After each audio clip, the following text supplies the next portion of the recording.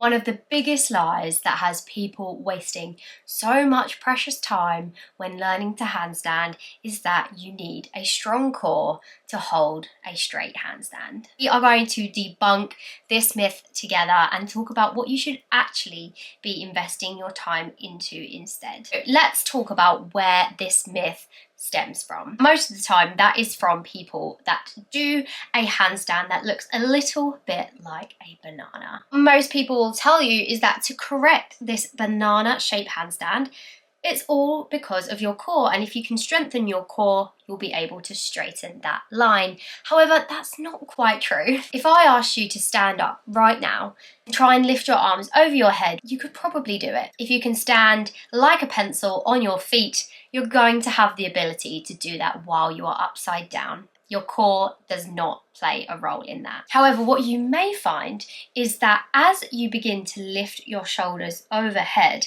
in order to get your arms by your ears, you do have to compensate in your back. This shows us that it's actually our shoulders that are the limiting factor, and they could be limiting you through flexibility and also strength.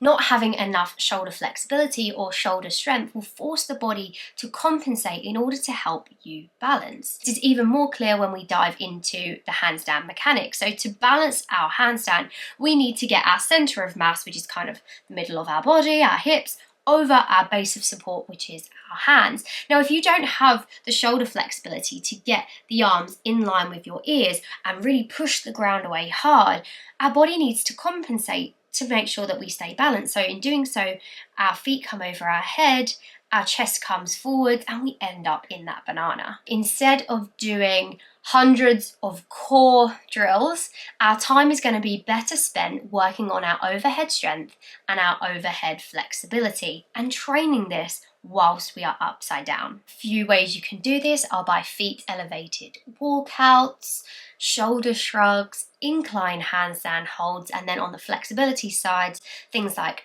butcher's block stretch, butcher's block arches, and then some single arm hanging. Having this strength and flexibility means that your body no longer has to compensate for the shoulders not being able to get to where they need to be, so our line will gradually start to improve. However, I do actually think there is a place for some core work, but not to strengthen the core, but instead to understand body alignment and tension, specifically body tension. You know, the shoulders are the thing responsible for us being able to handstand, but if we can make sure that we know how to keep the rest of our body, from our core to our legs, tight and engaged, it's going to make it a lot easier for us. Although you don't need to do hundreds of reps on them to improve your handstand, you may find that just doing a couple of arch to hollow drills and working on your alignment through floor holds is going to help you make that connection quicker